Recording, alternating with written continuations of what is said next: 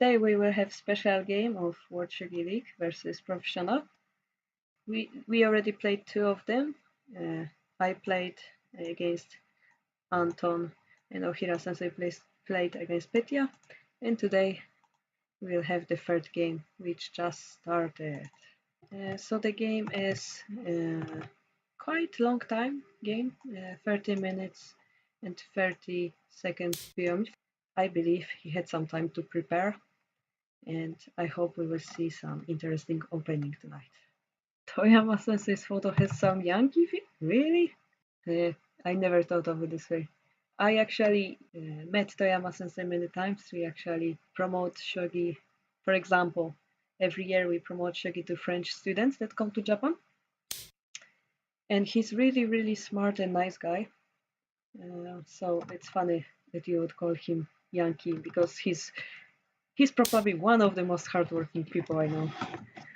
He was responsible for the mobile in Renmei, for the mobile application that you all have. He writes Yahoo News in Japanese as well. So yeah, he's far from Yankee, I believe. Here we go. So Yarik pushed the 7-6 pawn. Toyama Sensei declared Ibisha strategy. Yarik moved the silver, which can go here, here, but I guess because he went straight, you would think he gonna play Furibisha, which is confirmed when he closed the, well, okay, it's not clearly yet confirmed, but closing the bishop line is one important move for Furibisha. And here Toyama Sensei developed the silver, and Yarik moves the silver up, which could still create the Gangi castle. So it's not yet decided whenever he will go for Furibisha or Ibisha, both are possible. Here Yarik pushes the edge pawn, asking whenever Toyama Sensei is going for the Anaguma. If he doesn't, he will push the 1-4 pawn. If he goes for Anaguma, he will just go. But again, there might be the possibility for Ibisha, so Anaguma wouldn't be a good castle against it. Or we can see for now that Toyama Sensei prefers to get king to the safety before thinking about the edge. And yeah, usually the edge is like one of the last moves that you wanna play, because there is some cases that this move will become not very useful, right? If we would push this pawn, it would mean we will have more options, but the edge means basically that you're just going for the edge, but sometimes there's no attack, especially when you don't have the pawn. So there is not many variations, right? When you push the edge. So it's kind of risky. It could become a pass move. But here you see Yarik went for Mukai Bisha strategy, the opposing group. And the meaning of the edge pawn is that if he goes for Mino now, then his king will have wider escaping route. And I think Toyama Sensei will go for Anaguma in this case, which would mean that the edge will be the battlefield in the future. Somebody commented that Yarik followed the beginning of Toyama's last game in C1. So he indeed studied, right? Toyama Sensei favorite opening. Is the opposing rook okay? Well, the goddess pawn is only or 8-4. Yeah, it's okay. Even if the pawn is on 8-3, 8-4, 8-5, it's always okay. I mean, this shape is also okay.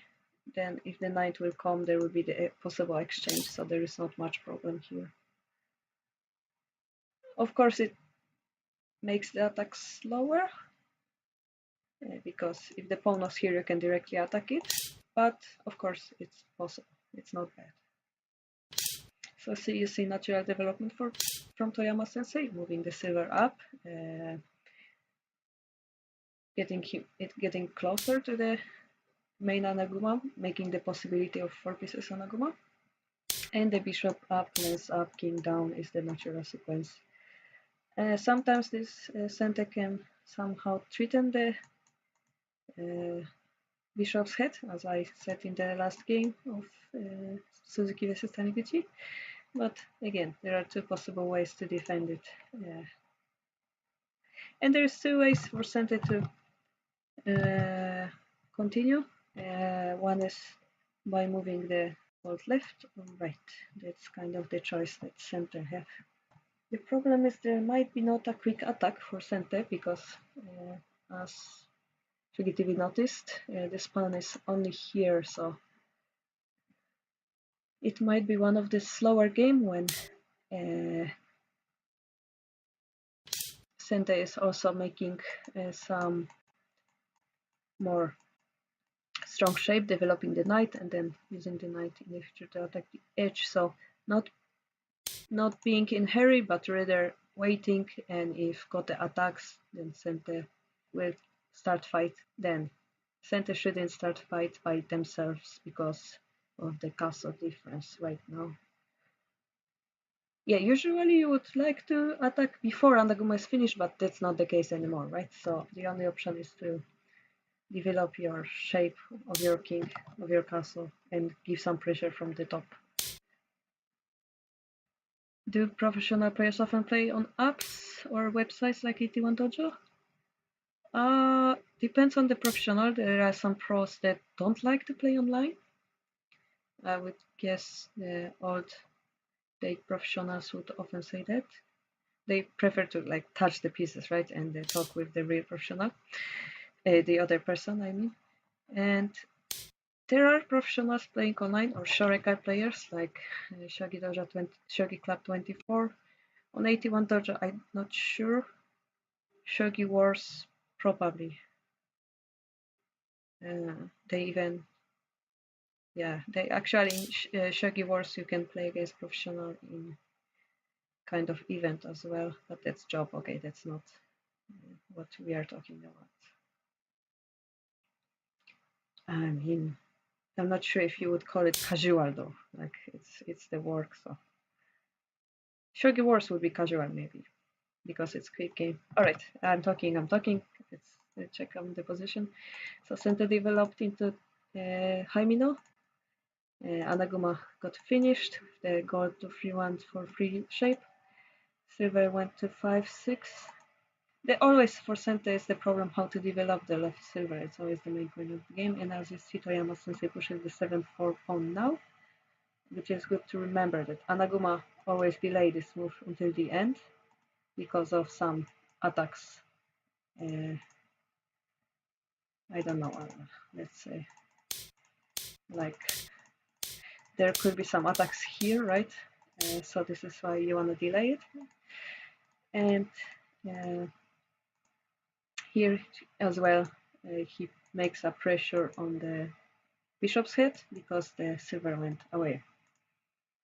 Knight develops natural, and here comes the rook to put even more pressure on 5. Next, he threatens this exchange, which would give Anaguma some playing moves because he has a pawn in hand and the rook will attack the bishop directly. Let me show maybe, let's say this. Let's say this. Let's say this, and here there could be even this kind of attack, immediate attack, right? So this move gives Anaguma a lot of options. Okay, so what Yarik is doing, he's preparing a counter attack. After this exchanges, he would like to go here. The question is it fast enough? I don't know. Let's see. No problem. You can ask all the questions you want. Please do not feel shy. So Toyama sensei is taking his time here. Oh, he's touching the knight piece. The knight goes up, he would go for defense, right? So maybe he is not so okay with this defense, this exchange. Maybe in this way, but still, this would be nice for Gote, right? I wonder what would the knight move mean. I mean, that would block the rook, so. Shogi TV likes the goddess position more, and for free gold feels awkward. For free gold though is a very usual shape. It's because okay, he played a move. It's because it gives some protection on those squares, which is very important when there is pressure from here. It's a very important move. Okay, so we have Toyama Sensei trying to make additional move. You can see that if the silver would take the pawn, then this exchange would directly attack the silver and the bishop at the same time. So it's pretty, how do we say, not interrupted move, like the move played between, I totally forgot the English word, but it's like instead of going for the straightforward variation, you play this one move, and yeah, for free gold is normal shape for Anaguma. Especially if you think of Fuji system, maybe like when there is the attack from the top, the gold is help to protect the 4-4 square. Nobody plays Anaguma in Poland. That's sad. Anaguma nowadays is like played pretty often in professional games. Toyama Sensei came back to 8-2 square, and Yarik pushed the 6-5 pawn. There are some pink arrows showing some magic, but I guess it's not gonna happen. And the question is why he didn't go for the simple exchange. Is probably now the silver is here protecting, and instead of making the fight, he's gonna develop the silver here because he took this nice 5-5 central pawn, vanguard pawn. Maybe that's the feeling of his game. He took a little bit of benefit, same like in the previous game, right? Ohira Sensei, take a little bit of benefit and slow down, right? But here Sentei, yeah, Sentei is attacking on that file because it's too good for Gote, and fight started. We have a question. What is the difference between LPSA pros and women pros from Japanese Shogi Association? Do they have games titles in common or are they completely apart? Huh. So LPSA and Nihon Japanese Shogi Association are basically two associations, but professional belonging to them play in the same tournaments, play in the same titles. It's a weird part of ladies professionals history. Some years ago, basically, ladies divided into two organizations, and so it is until now, kind of. But there is no. It's easy to think that there is no difference.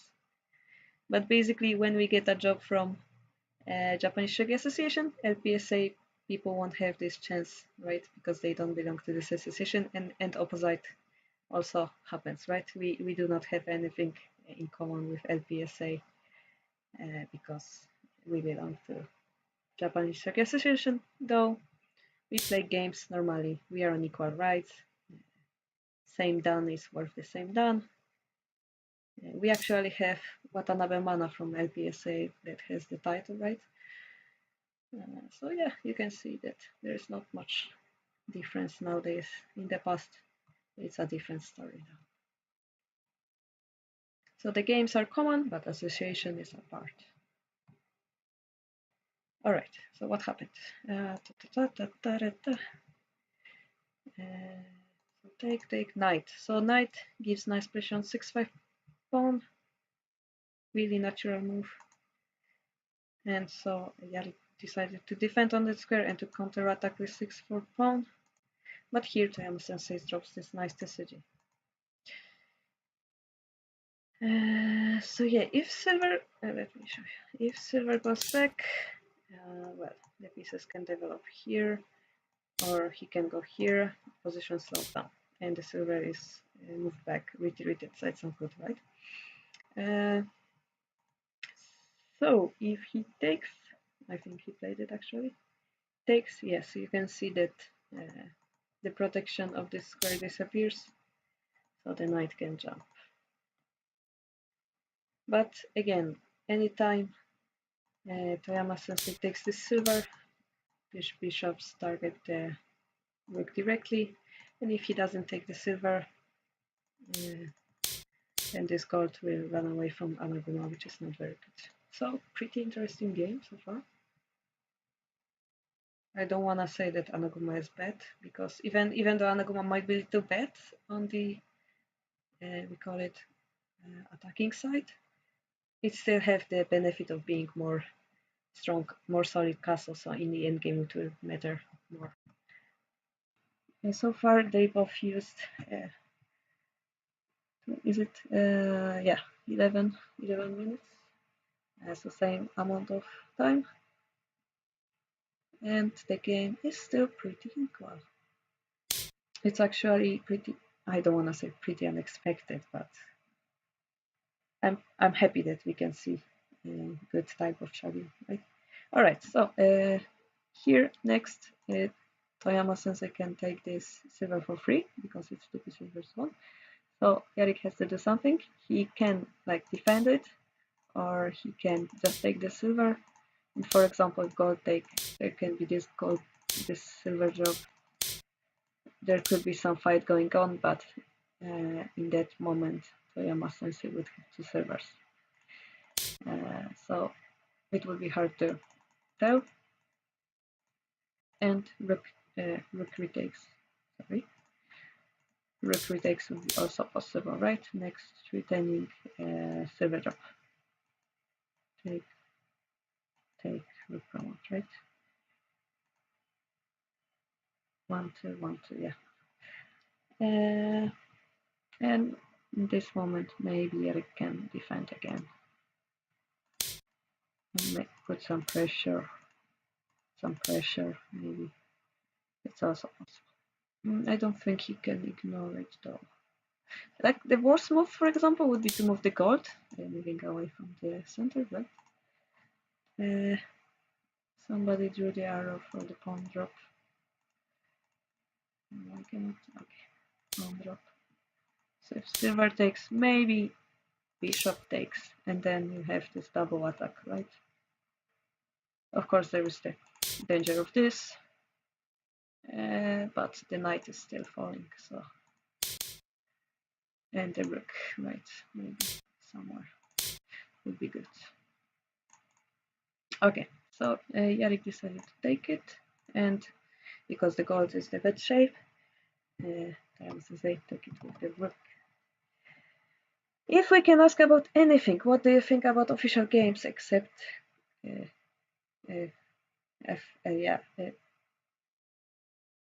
what do you drink during? What do I drink? Not think. Sorry. What do you think drink during official games? So in Shogi Renmei we have this Renmei's tea. Like, I don't know how to call it. It's not Renmei's tea, but there is always like tea that everybody drinks. It's always prepared by Renmei, and I often drink that. And then I like to drink water because it's a neutral liquid, and I just said something boring, but yep, I like the tea. I'm a heavy tea drinker. I have like 10 types of tea in my home as well. How many bananas do you eat during? What? I don't eat bananas during my game. Nope. Sorry, that doesn't happen. Maybe there is some professional that's famous for that. I think I heard that story, but that's not me. We had this famous Polish ski jumper that actually ate banana, and it's not bread, but yeah, piece kind of bread before every contest, and then everybody copied his strategy and started to eat banana and bread. But that doesn't happen here. Although banana is a good thing. I eat bananas on breakfast, I guess. Yeah, 10 types. I can actually count. I have our favorite Lipton. I have green tea from Kagoshima. I have usual green tea.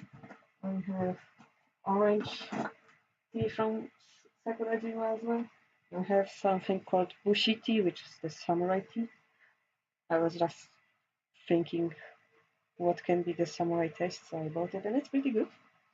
It gives this feeling of a legend feeling. And then I have some strange black tea, few pieces of coffee, and I went to Indonesia, so I brought a lot of Indonesian coffee as well, like luwak, the most expensive one. But to be honest, I didn't like it much. Yep. Anyway, the game. I'm really fan of tea. Yep. I drink too much. This is why I drink water, because never drink too much tea. So yeah, Yarik decided to drop the 5-5 silver and to keep the pressure on 4-5. 4-4 square. The rook went back to 5-2. 5-1 would mean that the bishop is possible, so 5-2 is perfect. And the knight came. If the bishop escapes, 4-4 is possible. And instead of simply taking the 4-4 pawn, Yarik decided to drop the pawn. If rook takes, exchange happens, and the bishop attacks the rook directly, which is pretty cool strategy, like somebody mentions in the chat. But Toyama Sensei took it with the gold instead. Yes. So the question is, what is Yari gonna do next? Because it seems like if he goes to 4-4 now, it means he wasted one move, one pawn as compared to this position, right? He had 2 pawns, now he has 1. So can he take advantage of actually now the rook is blocked, so can he take advantage of the situation? Like he has the pawn, he could go for the edge, right? Let's say, I don't know. Okay, lance is more natural, I guess. Take. Let's say the silver takes, then this exchange would mean that there is the check here, right? There's not much to it apart from check, but it's just a check.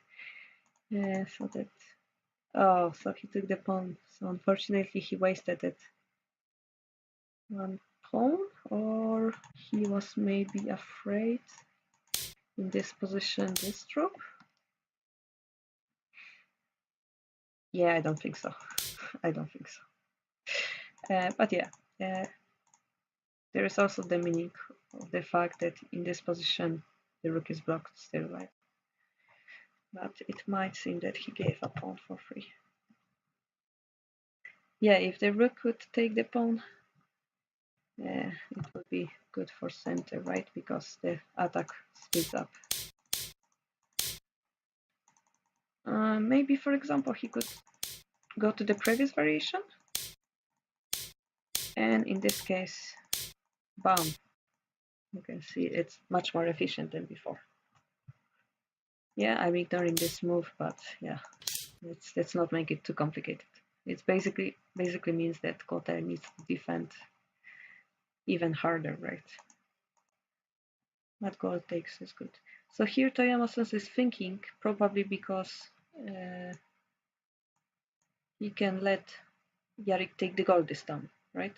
Before the gold was here, so if the silver went here, next this move was possible.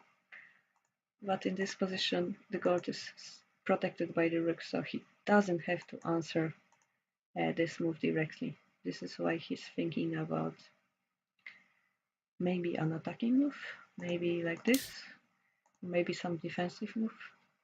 He's thinking about everything else but taking the silver, probably. Like this move would be also cool because taking it would mean the rook falls, and not taking means that you have a nice attacking shape. Plus, if you don't move the rook,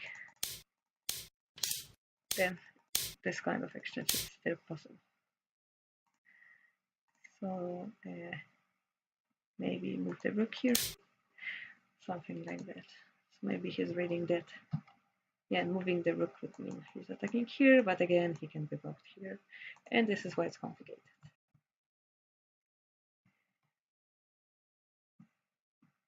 If rook takes, it is attacked. Yeah, it is attacked by the bishop. Yeah.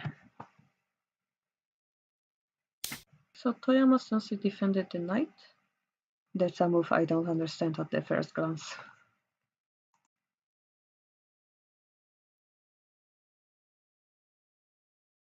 If we think simply, if he takes the gold, next move, the knight is hanging, right? So maybe it's like preparation for that, but here Yarik comes for the edge, which is pretty nice. I'm surprised because it said that he's 1500, but it's hard to believe. It's hard to believe.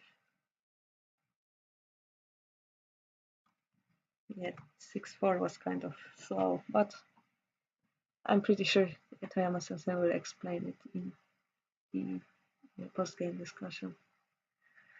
Yeah, so if Yarik went for the edge, so I tell that the lens is the most natural. It is because then knight takes, maybe this kind of move is possible, or just take, and you come back to the same lens position without the knight here. So lens is the most natural. Silver takes would mean there is this attack rook and check thing, so it's a very good timing to go for the edge. So Toyama Sensei is forced to take this with the lens and take the promoted knight with the knight. The bishop would also mean that the bishop would mean that the bishop is dead, basically. Silver would mean that the rook is dead, therefore the knight is the only option.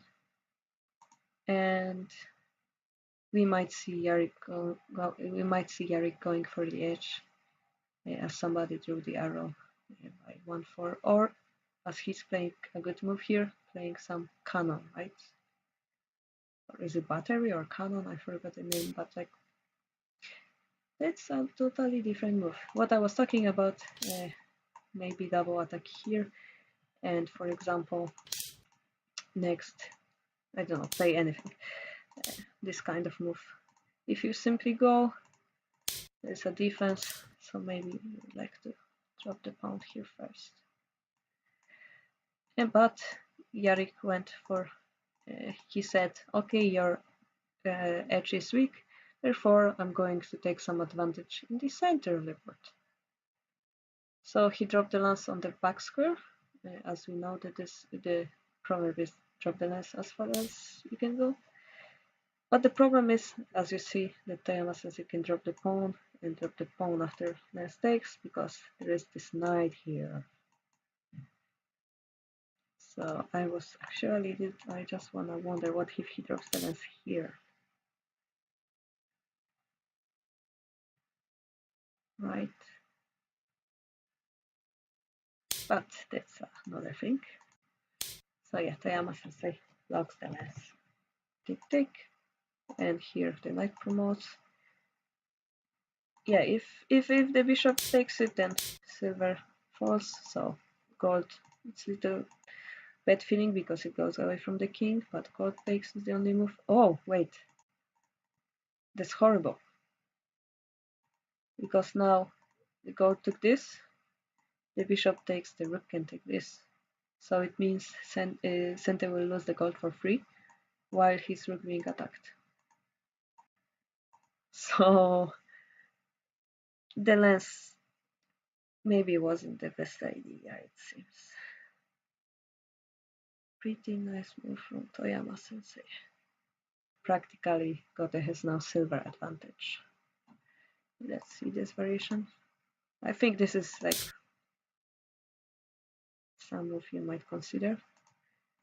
Rook promotes, and here maybe you would like to attack, but maybe defend the rook. But this is pretty scary timing actually. Maybe this kind of move is possible. So it would be practically the game being over. So here Yarik plays a nice move, a kind of distraction move, making a check.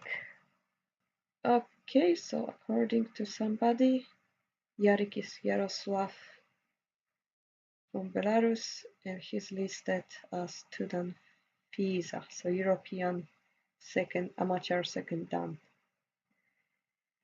Amateur second dan is pretty strong in Europe. It's certainly more than Japanese second dan. He has a lot of experience. He started Shogi around the official tournament 9 years ago. So yeah, he should be pretty strong. I underestimated him. Yarik or Yaroslav, he moved the gold back, which is indirect threat of I'm gonna take your gold next. But here Toyama has a chance to defend it. And basically, I think like server advantage for a professional is already very big, and we will see how to win the game skillfully. Then somebody proposed the lance drop, but taking the rook against bishop being developed is not us. Oh my god, so many arrows. Ah! Yeah, so basically, like the lance is possible, but the feeling is that this lance is sure it's here, sure you can use it in the lecture game, but Anaguma became two-piece castle.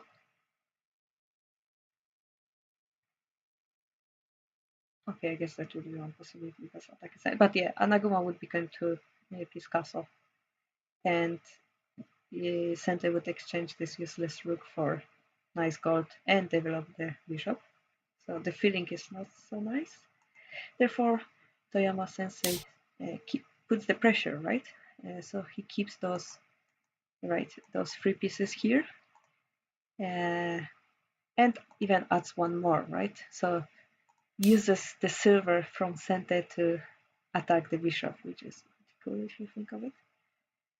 So in this kind of position, yeah, if you have material advantage, don't go for more, just go for this balanced position, right? So keep your king safe, and it will repay in the end game, in later game, maybe in the end game, because you have material advantage, and it's gonna play a big role somewhere. So Yarik didn't move back the bishop, he moved the rook. If silver takes the bishop, rook can promote, and it would be still not as clear because the material difference is big, but the rook would achieve sabaki, and some nasty things might have happened. So Toyama Sensei again will go for slow paced game. If the rook takes, another pawn drop will happen. The gold cannot take technically. Okay, it's complicated, but let's go back. The bishop falls. If the gold takes, then if you do something complicated, it will become complicated again. But if you think slowly, you can take this bishop for free, right? So it wouldn't work. And somebody proposed bishop takes, which would defend both pieces at the same time, which is probably the only option. This kind of move doesn't work because the gold will go up, so the bishop is the only move. And yeah, Gote will keep attacking. Pretty unpleasant.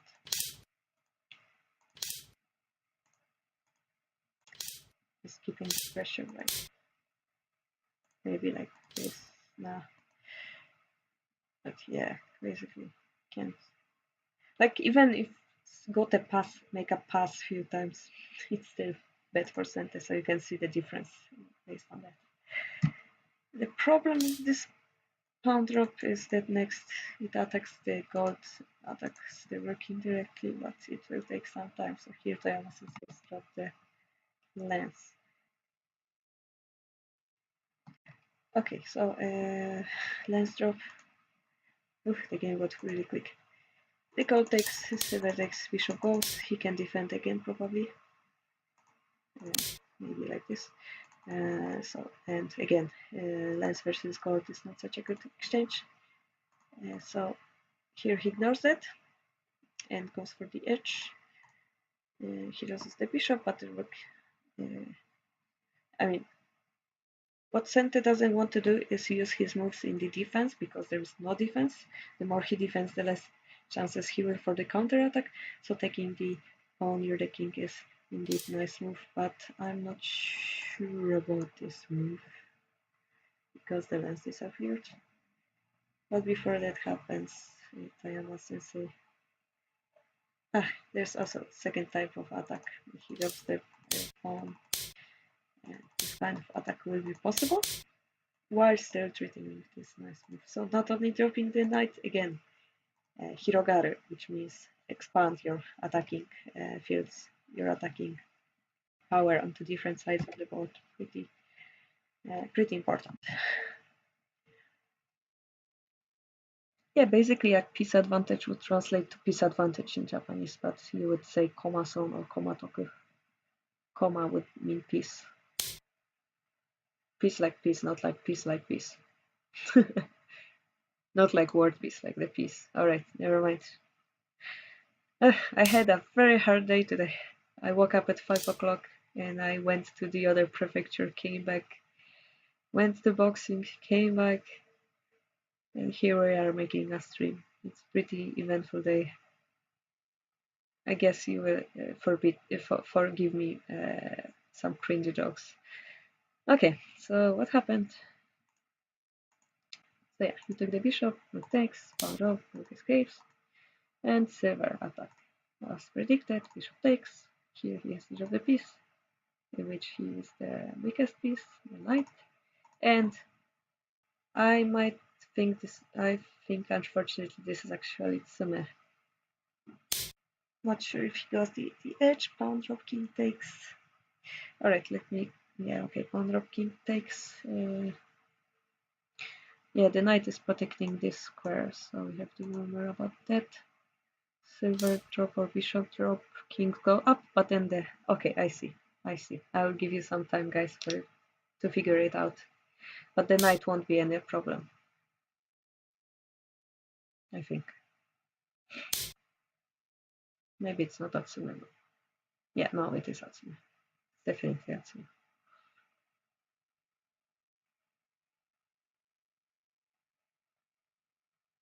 Okay, so Yarik resigned.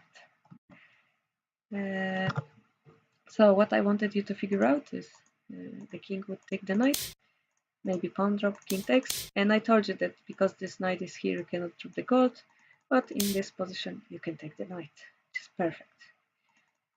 And the king also couldn't run to the king side because you had these exchanges here and the bishop is attacking this diagonal.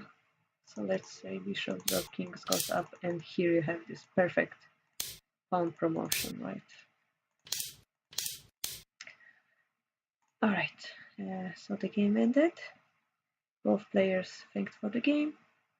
I really think it was a great game from Yarik.